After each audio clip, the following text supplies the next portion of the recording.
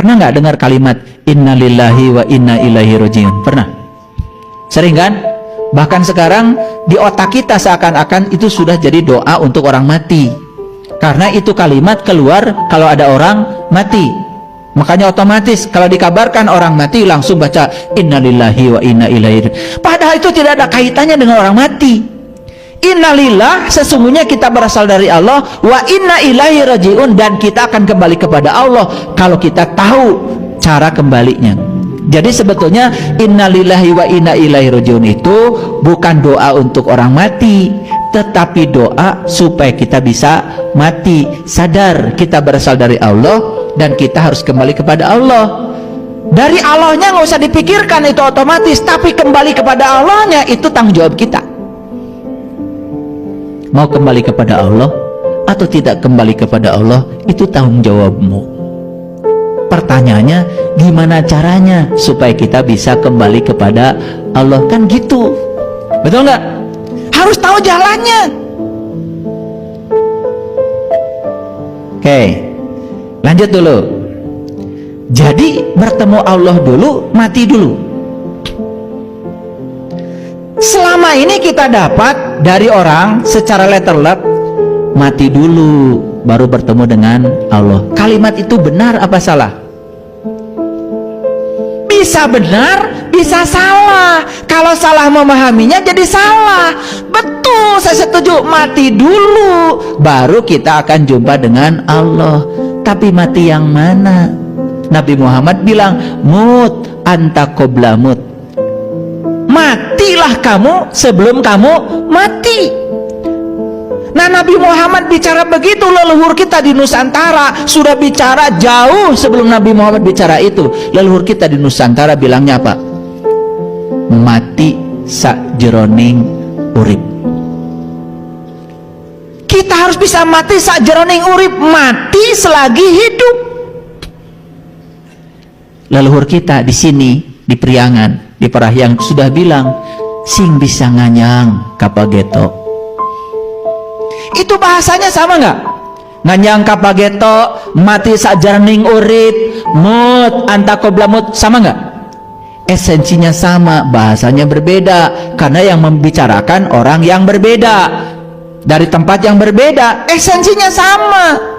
Jadi benar kalimat itu, mati dulu baru jumpa dengan Allah. Tapi mati yang dimaksud bukan mati beneran, mati selagi hidup. Gimana ayatnya? Nah, saya kasih ayatnya. Pernah dengar nggak ada Quran yang bicara begini, kullu nafsin zaikatul maut? Pernah dengar? Sering banget kalian dengar ayat itu. Biasanya kalau ada orang yang memberikan khutbah untuk orang yang meninggal, pasti ayat itu yang keluar kan? Itu Quran surat Al-Isra, ya, Quran surat Al-Ankabut ayat 57. Saya kasih tahu ya, nanti lihat Al-Ankabut surat 29 ayat 57. Saya bacakan. Kullu nafsin zaikatul maut. Yuk kita belajar bahasa Arab. Kullu, setiap, nafs, diri, zaikatul maut, harus merasakan rasanya mati.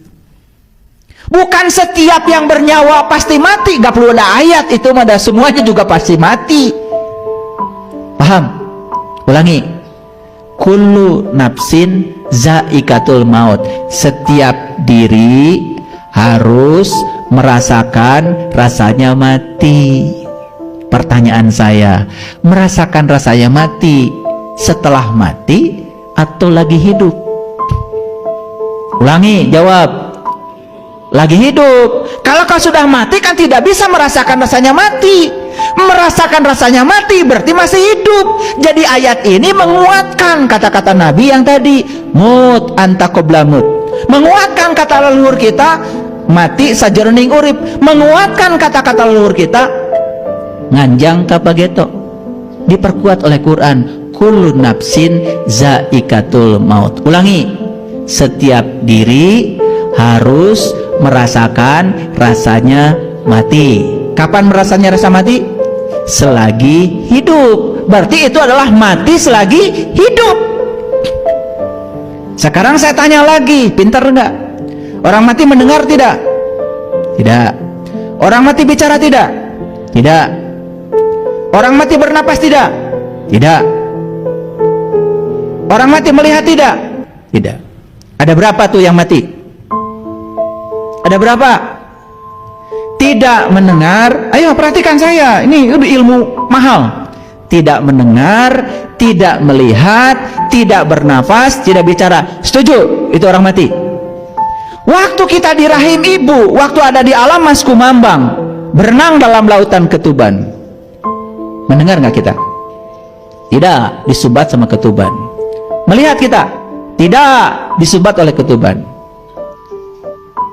Bernapas kita? Tidak, disumbat oleh ketuban. Bicara kita? Tidak, disumbat oleh ketuban. Berarti saat kita di rahim ibu, mati apa hidup? Mati, tetapi hidup. Itu yang namanya mati sajroning urip. Jadi sebetulnya saat kita di rahim ibu, kita pun sudah mengalami mati sajroning urip itu, cuman kita nggak sadar. Paham sampai sini? Waktu kita mengalami mati sajroning urip di rahim ibu, kita ditanya oleh Allah, aku ini Tuhanmu. Bisa jawab nggak kita? Bisa. Berarti saat kita tidak mendengar, tidak melihat, tidak bernapas, tidak bicara, berarti ada yang melihat dalam diri kita. Itu yang disebut dengan basyirah. Maka Quran mengatakan, laqad ja'akum basyairum mir rabbikum. Sesungguhnya pada diri kalian semua sudah aku kasih basyirah. Itu penglihatan kolbu. Waman absyara falinafsi. Siapa yang bisa menggunakan penglihatan itu, maka dia akan beruntung kehidupannya. Waman amiya fa'alaiha. Dan siapa yang sampai hari ini tidak bisa menggunakan penglihatan itu, rugi bagi dirinya sendiri.